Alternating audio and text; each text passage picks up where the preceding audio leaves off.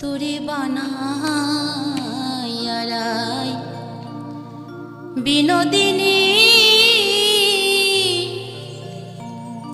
আমি হব কালাসা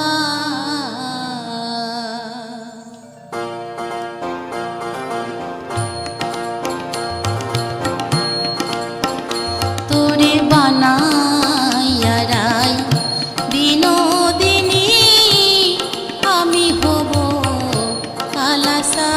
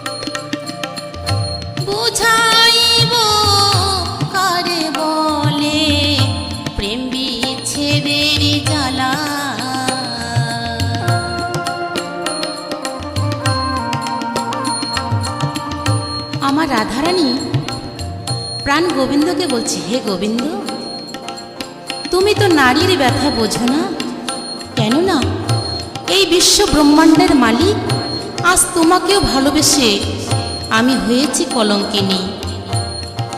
তুমি যখন তখন বংশীধ্বনি করে আমাকে ডাকো, আমি কৃষ্ণবাদিনীর ঘরে বসত করি, তারপরেও আমাকে অনেক ছলনা করে আসতে হয়। তাই তুমি পরজন্মে নারী হয়ে একবার দেখো না কেমন লাগে, কত কষ্ট করতে হয়, কত যন্ত্রণা সহ্য করতে হয়। তাই আমার রাধারানী বলছে, বানাইয়া তোরে আমি ঘরের কুলোহবালা,